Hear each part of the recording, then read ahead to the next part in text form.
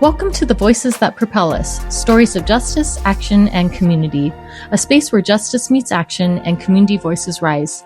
Each episode, we bring you stories from the front lines, changemakers, disruptors, and everyday heroes who are building a more just, equitable, and liberated world. This is more than a podcast. It's a call to listen, learn, and move together.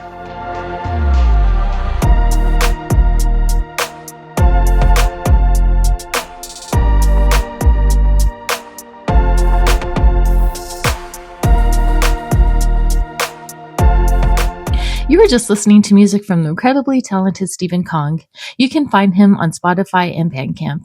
Today we have with us Mollie Crittenden. Mollie is a certified transformational life coach, educator, and seasoned facilitator of racial justice work with white people, bringing over 25 years of experience to the path of collective liberation and equity. Her work centers on inner healing and conscious expansion, guiding others to live with a greater purpose, clarity, compassion, and alignment. Deeply connected to the natural world, Mollie's presence is grounded, loving, and intentional, creating space for a transformation that is both courageous and nurturing. Her approach empowers individuals to find balance, deepen self-awareness, and step into their fullest expression.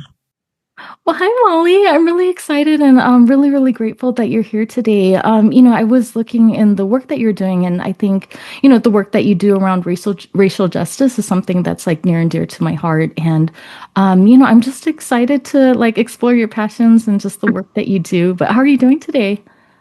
I'm doing great. I'm excited. I'm grateful to be here. I'm just looking forward to seeing kind of what unfolds in the natural flow of this conversation. And so just feeling good. Yeah, no, definitely. No, I'm really grateful that you're here today. But just to start off, can you please share a bit about your own journey? So what experiences or moments led you toward the work of racial justice, healing, and transformation? Yeah. Thanks for asking that. Mm-hmm. I grew up in Half Moon Bay, actually. So California, which back in the late 70s and 80s was my time of childhood there. And it was a rural town then, and predominantly working class white folks and Latinx, a lot of farm working families, and predominantly, and very kind of small percentages of other races also in my hometown. And I grew up working class. So so there's a way in which, for me, my class upbringing and the neighborhood that I grew up in led me to have really close childhood friendships with mostly Mexican American kids who lived next door to me, and we play out in the street and ride bikes together. And so there were some really important friendships for me that really impacted how I was able to understand racism unfolding in witnessing their experience, and also had a really close big brother figure in my life as a little girl as well, who was one of very few African American kids in my hometown who was actually adopted by a white family, and also witnessing racism that he experienced. And so there was a way in which these relationships and these people that I loved as a little girl opened my eyes to understanding their racial treatment as being so different from mine, in a way that I wouldn't have understood if I didn't have the relationships that we had. And then also moving into middle school, especially, just really noticing this stark difference in terms of what was acceptable, socially acceptable. So in elementary school, everyone was playing together. And there wasn't so much social segregation happening in schooling. And then when middle school hit, it completely changed. And there are a number of different reasons for that, some of which are really important ways in which I know folks who have similar experiences of systematic oppression important for people to have support systems of social peers who understand and know and are going through similar experiences as they are. And there's this, at the same time, this white socialization of racism and internalized white supremacy that really, I think, starts to come more to the forefront when adolescence hits. And so I was experiencing a lot of my peers overtly being racist towards other kids of color in my middle school setting, and it being very clear that it was no longer socially acceptable for me to be close friends with the kids I had grown up with. And so that really impacted me. Also, it was just like this painful experience that at that time in middle school, I just didn't have the courage or the inner strength or whatever to really go against that, but really internalized that as being a painful and confusing experience for me. And so there's a lot more I could actually say about my high school experience, but in high school, I had the opportunity to become fluent in Spanish. And so I did that. And because I was carrying these experiences, and I had a better sense of myself in high school, I began to reconnect with the folks that I had grown up with in a way that I hadn't been able to do in middle school, and also started volunteering in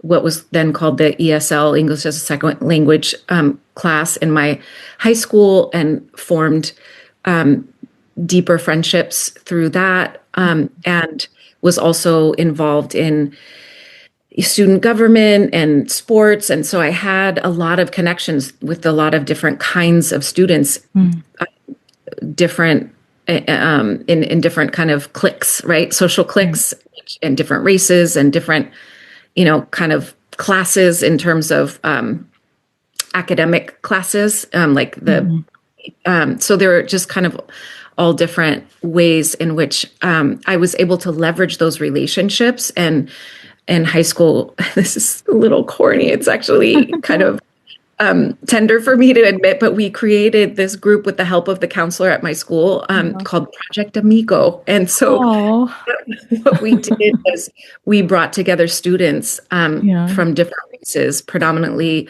white students and Latinx students, and really began to talk about racial differences, about the segregation in our own school, about how we could begin to connect and break down some of the racial barriers that were real in our school, and to talk about also racial the racialization of tracking in our school. So how the Latinx students were predominantly being tracked into the lower level academic classes, which I was seeing because I was a volunteer in ESL classes. And so there were ways in which I was able to also support those students being able to come into some of the classes that I had and help with translation for.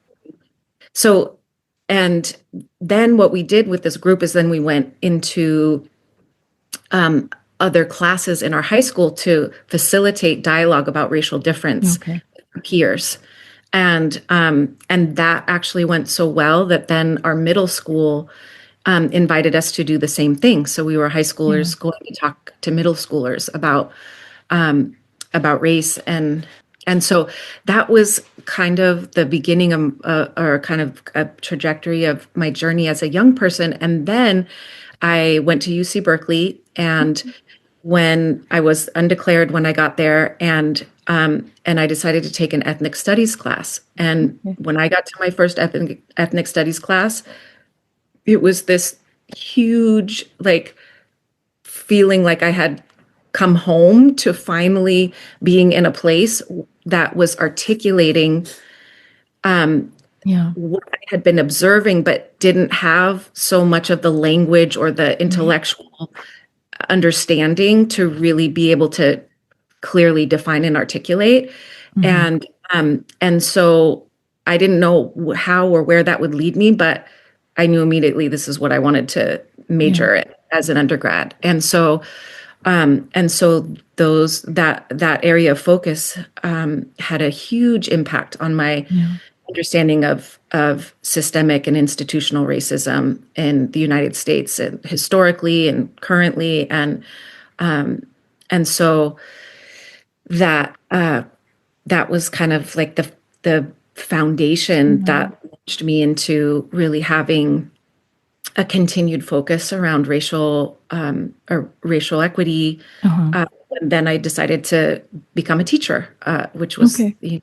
been a big part of my career so far. Oh, that's cool. No, go Bears. I don't know if I knew that. But I actually also went to UC Berkeley myself and studied Asian American studies. So I took a lot of ethnic studies classes as well. I think it was like a requirement. What was it called? Like American cultures requirement or something. And I took like ethnic studies and yeah, I just really fell in love with it. And I felt like it was a way to empower me, like as a, Asian American woman. That's when I developed my fierce pride of, just learning about Asian American activism and, other folks in the movement. And yeah, at that time, I was just thinking like, things would have been so different for me had I known this kind of history growing up, like as early as like elementary school, definitely by high school. And it really saddens my heart to think of like dismantling this DII because I feel like we're going in the right direction where we should be sharing our stories, telling our histories from our perspectives. 100%. Yeah. Yeah, couldn't agree with you more. Yeah. And from a totally different, racial experience as a child, I when I started learning ethnic studies, even though it wasn't Hmm. my direct experience, well, it was being in the dominant group, Yeah. but I also felt this sense of just anger around like Yeah. why hadn't my schooling, why hadn't my Right. parents taught me the Right. truth of this history. And I do know why now, but Right. it's a very intentional, it's Yeah. a very intentional act actually, but just that, just Yeah. coming to a greater awareness and Yeah. that shift my entire kind of experience currently, but also Yeah. reflection on what had been missing Yeah. in No, my that's really wonderful. Thank you for sharing that. That's such a beautiful journey that you had. And one thing that I do appreciate, I'd love to talk about this more too, is like you're working with white folks too in their own journeys and just like supporting them that way. And I think something that I learned from ethnic studies too is that like racism isn't always like overt, like how you talked about in your experiences too, but it's all those also those like subtleties, those like microaggressions that keep perpetuating like white supremacy. So did you have any like aha moments when you were just thinking, that you've seen like, racism's not just like saying something racist to someone, but it's also like we're perpetuating these cycles of, just white supremacy. For sure. Yes. Mhm. And gosh, you know, there, I really think the best place to speak about this is in my experience go, connecting with the untraining. So Okay. I had so the untraining is an organization whose mission is to heal personal and social oppressions, and Hmm. um, and we do that working in racial affinity groups, right? Okay. And so, but I came to the untraining as a participant, probably over 15 years ago, and I'm Uh-huh. in my early 50s now, so I was in my mid 30s, and um, and you know, I had I had spent a lot of time and energy Hmm. before coming to the untraining in my own understanding around race. Even Yeah. after graduating with an ethnic studies major, just like my continued focus was as a teacher was so much around teaching for social justice and equity and understanding that realm. And most of my learning was very much intellectual, right? Mm. So it's very much about understanding how racism functions, and I had the systemically and how it manifests in these more overt ways, and I Uh-huh. had this false understanding, or false belief, a false perception of Right. myself as being someone who, because I had dedicated so much time to understanding race, and because I had this intention of wanting to free all of us from racism, Yeah. that meant that I was not perpetuating racism, right? Right. So and in from the and you know, that's like a pretty common stage of white identity development that many of us Hmm. who consider ourselves to be progressive um, are in for a period of time. Yeah. And we, in that stage, we have a really hard time accepting or looking at the fact that even if what I just said was true, Uh-huh. that we can still, and we do still, perpetuate racism in many ways, Yeah. but oftentimes unconsciously, oftentimes in Right. less, overt and blatantly hateful ways, Yeah. but in microaggressions, Right. in so many more subtle ways, and and through the and oftentimes with progressive white folks, another thing is in the ways that we are not acting, right? So the Okay. ways that we are not standing in solidarity with folks, the ways that we are just kind of, you know, detaching and thinking that this is someone else's work to do and it's not Right. ours. So that's another kind of subtle form of how we perpetuate racism without thinking that we are. And there are many other forms. Yeah. And so, so it was when I came to the untraining, which is a way, the untraining as a participant. I've Hmm. been teaching now with the untraining for over 10 years, but as a participant, that I had an experience of working with myself in a Okay. holistic way. So Wow. we for the first time, I had someone really support me in this compassionate environment to look Okay. within myself and to support me in understanding that it is both that it is Yeah. true that I wholeheartedly want to end racism, and Yeah. that I know some things about racism that I've learned over the years, and I'm still perpetuating my internalized white supremacy at the same time. So Yeah. that was to get to that understanding that those things are true at the same time Hmm. was was a huge aha moment for me. And that took working in in ways that are emotionally based, that Yeah. are somatically based. So aware of my body, and somatic Right. awareness, and also connected to mindfulness kinds of practices. So Yeah. expanding awareness, expanding the capacity to really observe myself in a way that is just with a much heightened awareness. So the combination of Mm. working on the heart, working in building capacity and Yeah. practices that are related to mindfulness and somatic awareness is an integrated way of being Yeah. able to in community with people who are lovingly holding one another accountable, Yeah. was how I really began to do what I consider to be like the real work Yeah. of beginning to become more aware of these patterns of internalized white supremacy and how they were Yeah. showing up in my actions, in my beliefs, in my inactions.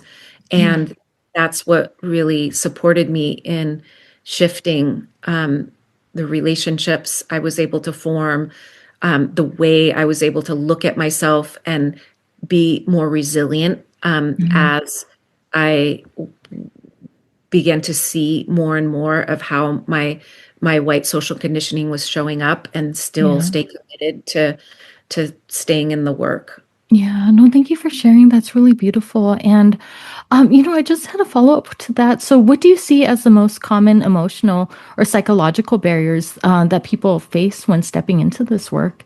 Like, because I know that you've done work around like, just racial justice in general. Because I think even myself, I think as like an Asian American, I think that's why, I was just saying like it was so empowering for me because I think, like I knew I wanted to like fight for racial justice, but I didn't have that language yet. But like, I felt like it helped to give me like like the experiences of what I was experiencing too. So for example, I felt like as an Asian American we're like pushed more towards like whiteness when I and then in school I think I learned like, well, no, I feel like that is like a tactic, a strategy that these power structures are like putting us because they don't want to like see communities of color of us like being in solidarity with one another. I just thought it was powerful just like seeing how race comes like in different forms. So yeah, have you seen like just when it comes to race too, I feel like that can be a really touchy subject for folks. So like do you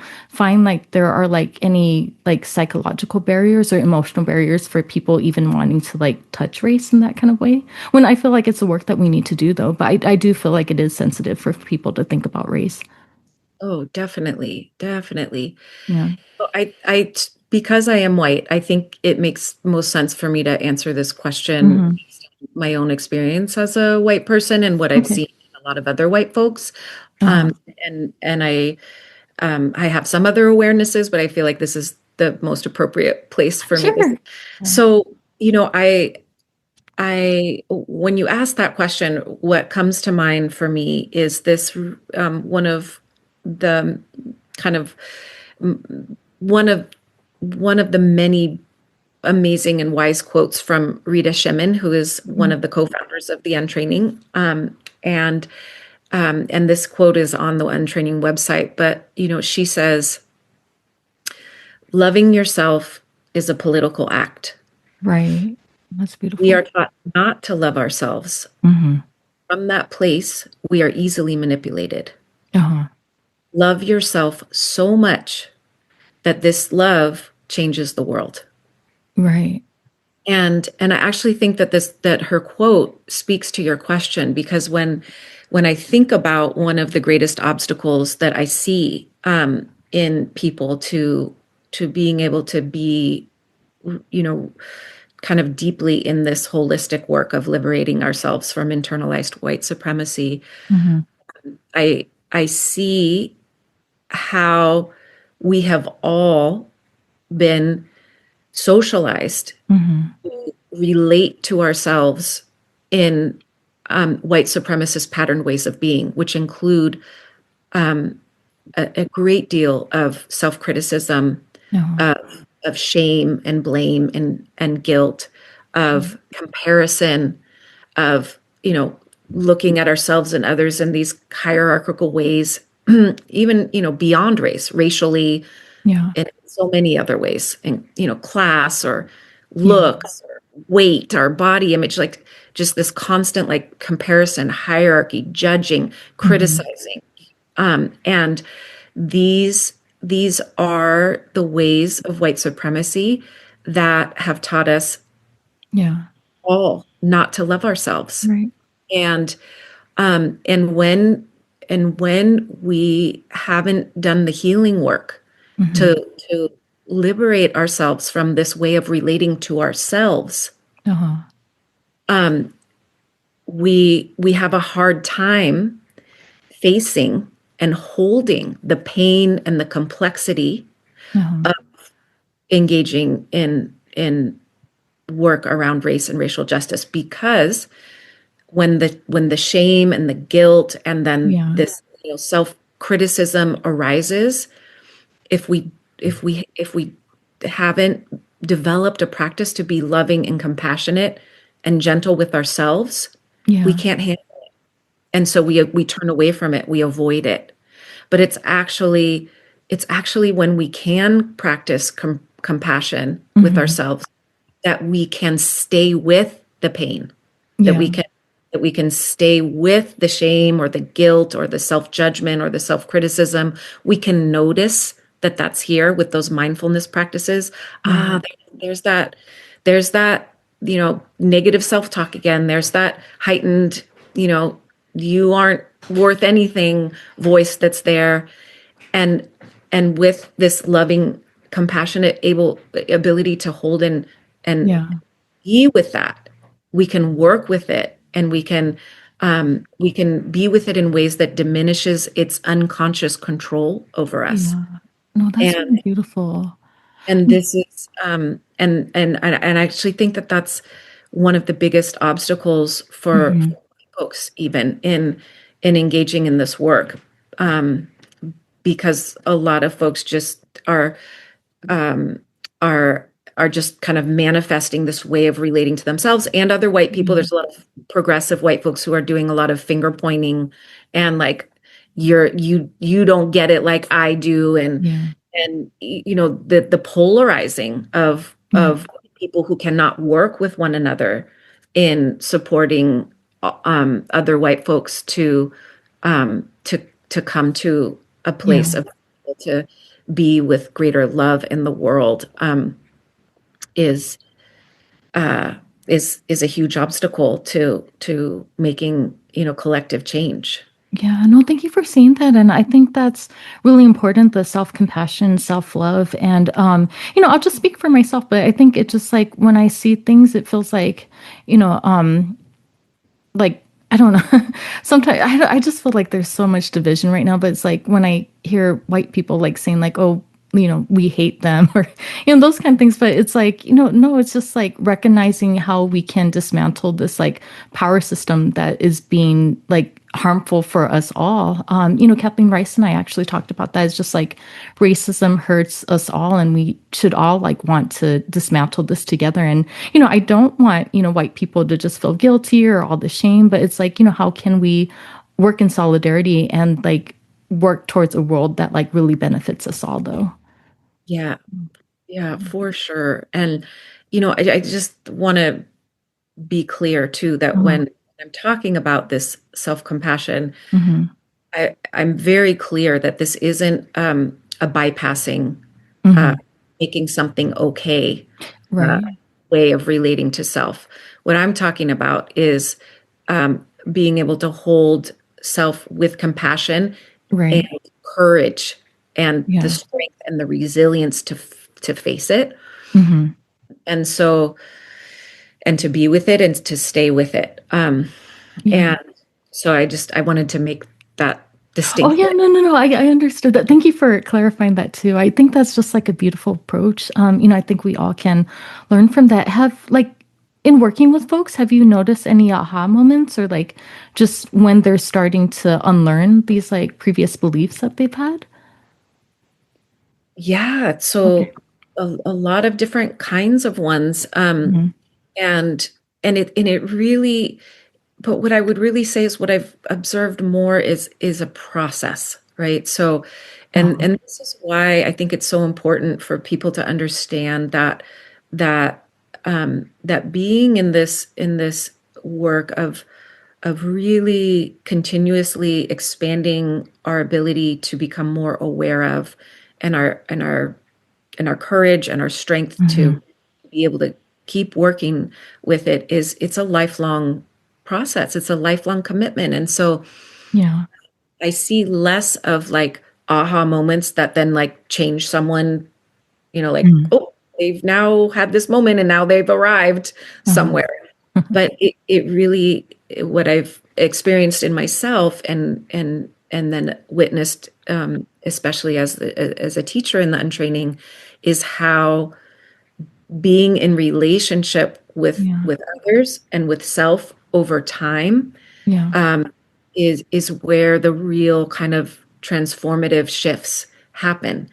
Yeah. Um, and so so it, the witnessing is, kind of just really becoming more aware of like steps that are happening, courage to do this one more thing this time that I never could have done Yeah. before, courage to have this this conversation with my family that would have been impossible Yeah. in the past. Yeah. Okay. And then my next step right now is I'm just starting this group in my workspace, so it's like it's steps and steps over Yeah. time.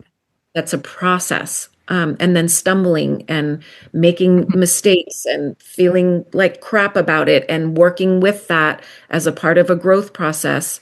Yeah. And that is what I've experienced personally myself and witnessed that I feel like has been more powerful than kind of like aha moments. Uh-huh. Okay, no, that's wonderful. Thank you for sharing that. And just in your experience, what do you think that effective solidarity looks like? And also on the flip side of that, what do you think that is not effective solidarity? So yeah, so for me, um, solidarity is the foundation of solidarity is relationship, relationship, relationship, relationship. So, um, so, and really, really knowing, really understanding, really being in loving connection with Yeah. folks and and different acts, different things arise in different contexts that I think could be, seen as solidarity from Hmm. that foundation. And so to me that feels like the most important thing. And so I think solidarity work or solidarity being in solidarity kind of relationship also really involves centering the Yeah. experience of those who are marginalized, right? Those who Yeah. are targeted by oppression, and having whatever's happening Hmm. be centering the experience, the voices of of of that experience, and also that whatever is happening is empowering for the folks who have been targeted by the oppression, and so in that way, being in solidarity is about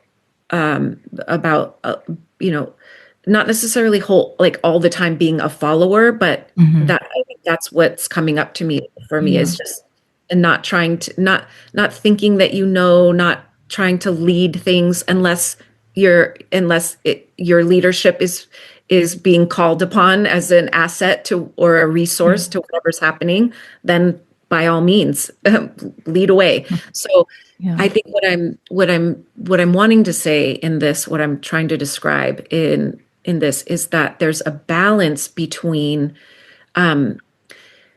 being in one's source of knowing one's gifts, Uh-huh. knowing power, knowing the way in which someone can leverage the aspects of Yeah. their identity that are actually in the dominant group in order to be of greatest service Uh-huh. to whatever is emerging as in terms of action that centers what I was talking about Yeah. before.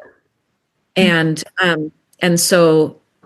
to me, solidarity is this balance of that centering of that humbled kind of following experience, and also an owning and a claiming of one's gifts and one's Yeah. powers, and utilizing those in whatever effort is there, and not belittling oneself at the same time. Hmm. So not, you know, being in this shame, guilt, making oneself small place that also isn't serving action and movement that needs to happen. So having that balance, and then also solidarity involves having the courage to take risks and to make mistakes, Uh-huh. and to be in a process when that comes up, and to stay with it. Yeah. I mean, For the sure. white, internalized white supremacy is not going away. So the mistakes are going to happen. Like that's just a given. Like Yeah. this is just going to show up, and and I have to keep being in humble, loving, compassionate, Hmm. relationship with myself and others to work with that as that comes up as a part of being in solidarity. Yeah. Um, and then, so those are the things that come up Yeah. mostly. And I kind of feel like with what I've shared, it Hmm. like the opposite of that is what solidarity may not look like. But Yeah. so Hmm. I would say solidarity does not look like, um, especially someone who is, a part of a dominant Hmm. group of whatever, because this could go across so many different lines, like race, class, Yeah, all totally. these different things.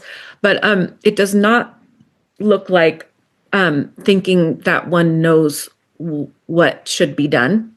Yeah. It does not look like taking up to like all the space or assuming leadership roles, assuming that one, just kind of knows what to do and what should be done and what's best. Mhm. And solidarity does not look like making oneself small and being, like Yeah. afraid to take risks and never saying anything because you're afraid you're going to mess up and not showing yourself, right? So Yeah. um that's also not solidarity. And solidarity is not, you know kind of like showing up to events and not having relationship. Okay. So not being able to be in authentic and meaningful connection with others is Yeah. not solidarity in relationship. Yeah. And yeah, those are the things that Yeah. come to mind No, mostly. thank you for sharing that. I really appreciate that. And I think myself too doing this kind of like movement for social justice work and stuff too. It does feel, heavy sometimes too, but I think that there is like also a lot of joy that we can just, it's just connecting with amazing individuals such as yourself. And so with that, how do you see the role of like joy, rest, and tenderness in the movements for justice? Oh, I'm so glad you talked about Okay. that because I mean that is like I feel like that this is a topic that's come more to the forefront in more Uh-huh. recent years. Um and I oh I'm so bad at remembering authors' names, but pleasure activism. Okay. Adrienne Marie Brown, I think. Oh, okay. Okay. Yeah. Cool. So that's a great book on this topic that comes to mind Yeah. that is so important. So definitely recommend it to folks. Okay. Yeah. So critical, so critical. And what I really want to just make explicit here is that those things and others, joy, rest, and tenderness, are um, completely like liberatory Yeah. ways of being that counter white supremacist ways of being, right? So, Right. like white supremacy is so built on Yeah. like overworking, like just depleting yourself and Hmm. just in capitalism and materialism of just being Yeah. completely not taking care of yourself, Yeah. not resting, burning out, like over workaholic. That's white supremacy. Yeah. So rest is liberating oneself from that. And Yeah. same thing with joy. So I would actually couple joy with sorrow Mm. too. So That's beautiful. so with allowing for ourselves to feel the pain, to feel the grief Yeah. of what is actually happening rather than numbing out and distracting ourselves and avoiding. And Yeah. there's a myriad of ways that our culture is socializing us to not feel right. And just in my own experience, and there's so many writers who affirm this, is just that there's a direct connection between our capacity to feel grief and sorrow and our Mhm. capacity for joy. And white supremacy Yeah. wants us to numb out from all of that and just keep going in this like Yeah. robotic zombie horrific system, right? So definitely doing what we need to do to stay connected to our feeling hearts Yeah. in grief, in joy is another liberatory act Yeah. for sure. And tenderness is the same. So white supremacy is all about harshness and Hmm. criticism and judgment and shame and right. So Yeah. what is expanding beyond all that, it's the tenderness, it's the Yeah. compassion, it's the being able to be soft with ourselves and others. So Yeah. completely connected. And I'm so grateful for the folks like Adrienne Murray Brown who have Hmm. brought to the forefront that Yeah. many people engage in social justice work in in but what they're bringing in their presence, in the way that Yeah. they're being with themselves and others and relating to the work, is actually just perpetuating more cycles and more Yeah. patterns of white supremacy. And so your question is so paramount, Yeah.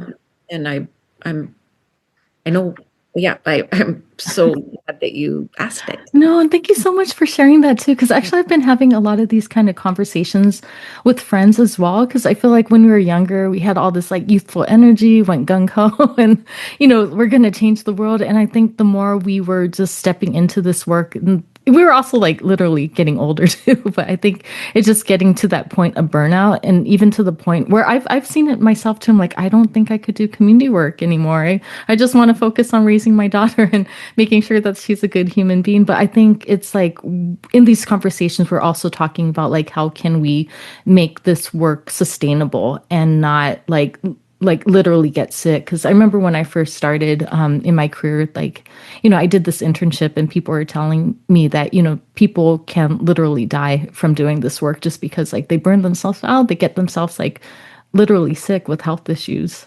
Yes, Yeah. sure, for sure.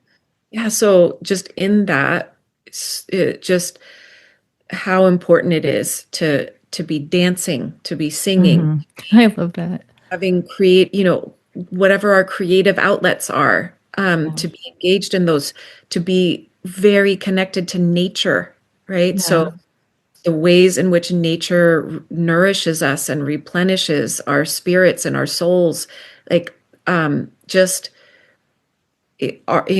appreciating art, like all of the ways that our souls are nourished Yeah. No, I love and that. rested. I'm wholeheartedly uh, believe in and have come to have be like unmoving parts of my own experience. Yeah. So I completely relate to what you said. In 20 years ago, I was just burnt out. I Yeah. was Same with burnt me. out, trying to do too much, just and not showing up in ways that could really sustain positive anything, even Yeah. though I thought that's what I was trying to do. Yeah. So really seeing that connection between how the extent to which we are able to nourish ourselves and cultivate that joy and creative expression, and rest is directly related to how powerfully Yeah. and present and creatively and beautifully we can show up in this kind of work is so critical. Yeah. No, that's beautiful. Thank you for sharing that. And what keeps you hopeful right now? Like what gives you hope that we're going in like a positive direction? Yeah. Um, People. Yeah, no, me too. For Like, sure. yeah, just like staying connected to sources of information that are demonstrating the courage of people Oh, in these really, really horrible times. yeah. Uh, just people inspire me, to Yeah. be more courageous, to be more compassionate, and um, and nature too. Just Yeah. like I have a very committed relationship with the redwoods near my home, Hmm. and and there's so many lessons of renewal Yeah. um, of life coming into fruition after cold and Yeah. sparse hard conditions Yeah. and and faith, just Yeah. a sense of spiritual faith. Yeah. Uh, also, for me, is a really important piece of trusting. Um, Although that sometimes that's hard because Yeah. to be quite honest, faith can get tested and questioned with Yeah. No, totally. the horrific suffering that's happening. Um, but those are those are some of the things that I Yeah. love. Yeah. No, thank you so much. That's so beautiful. It's like Yeah. it may sound corny, but No, not at all. I really feel in my core that love is the most powerful force on this planet, and Uh-huh. that the more and that we were born into this world to love, Yeah. and to love in all the ways, Yeah. and so actually another thing that really brings me hope is healing, Mm. because the and that's actually why I want to focus most of my work in this That's realm, beautiful. because because there's so much hope in healing, Yeah. and and and I really do believe that we were born into this world to love, and that so many of us Yeah. are disconnected from that knowing because of different forms of pain Yeah. and socialized toxicity that we've internalized, which has Hmm. disconnected us from that truth of who we really are. Yeah. And it is through healing that we can liberate ourselves from what has disconnected us from that, and Yeah. reconnect to that in powerful ways, and and that's the change I Yeah. that needs to happen. So for all of us in Yeah. different ways, For and sure. so definitely healing has it brings me great hope. Oh, that's wonderful. Thank you so much for sharing. That's so beautiful. And I'd love to hear your advice too. So for listeners who are stepping into like this work for social justice for the first time, where do you recommend that they even begin? Because I feel like maybe folks are just feeling so overwhelmed and like don't jump into it. But like what are like small like steps that they could take to just like start getting into this kind of work? Yeah, that's a great question. Because I think that people may be in different environments with different kinds of resources in terms of Right. like that might be meeting, or um uh yeah, that's a I mean, one of the things that comes to mind is is to just really kind of be aware of the gifts that you have, or Mm. or the things that you just love to do, um and to learn about whatever you just is happening in your area that is in this Yeah. realm, groups that are meeting, or organizations that exist, that have a mission that you really believe in, Okay. and and to just see if there's a way to connect Mm. doing what you love, or utilizing a skill or a gift that you have that Yeah. might that could be of use to an organization or a group that has a mission that you believe in, that you can get behind, and again, the relationships. So the just you don't want to force or be weird trying to like create relationships that don't feel organic or Right. natural, Right. for sure, but but to remember how foundational relationships are in everything, in our own learning and growth process, in any kind of solidarity work, and to keep that at the center. And when I say relationship, I mean with other people, and I also mean cultivating your relationship with yourself. Yeah. Because that kind of, again, way of relating to yourself and is going to show up in however you try to do anything in the world. And so having that kind of courage and self-reflective capacity to keep working with Yeah. oneself around those hurt places, those stuck places, those rigid places. That actually is the work too. Yeah. Right. No, thank you. That's so beautiful. There's always reading books. Right. White people love to read books because we love to like feel like we know things. So those are great too. And there's a lot of really great books out there Yeah. too. So I'm not like poo-pooing that, but um, yeah. And I think what I would say is to also to be reflective about beyond the reading of the books, what might Yeah. be a natural way to plug in, and also, just like in your own natural environment. So are you a parent? Like Uh-huh. is your kid at a school? Like Uh-huh. what's natural? So not just about like kind of your gifts and things you love to do, but also like what's a natural part of your Yeah. everyday community where it would make sense to perhaps become more connected. Yeah. Your place of faith, your like like I said, like if you're a Yeah. parent in schools, what is your workplace? So rather than seeking like, oh, I have to find this organization that I have no contact Mhm. with Yeah. before, actually starting with actually what's already in your everyday important communal experience, that where there could be opportunities to plug in um, and create something that is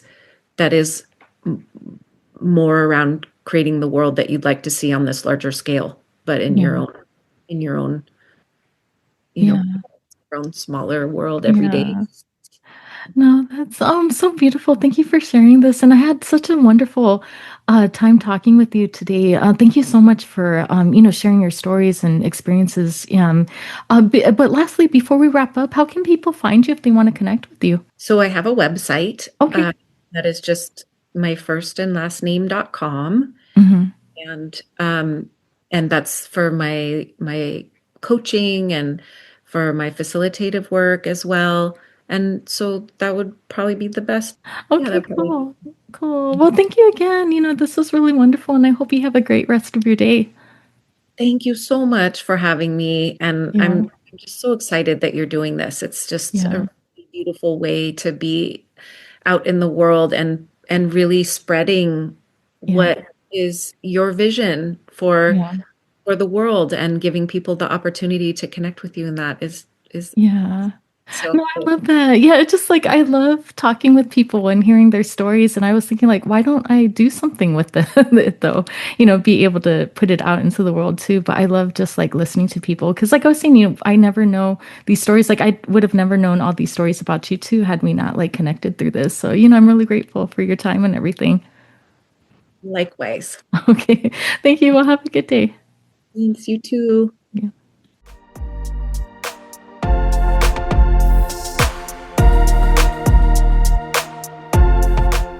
Thank you for being here and tuning in to Voices That Propel Us, stories of justice, action, and community. Your presence in this movement matters. If today's conversation moved you, share it, talk about it, and keep the work going. Together, we're not just imagining change, we're making it. Until next time, stay bold, stay grounded, and stay in the fight.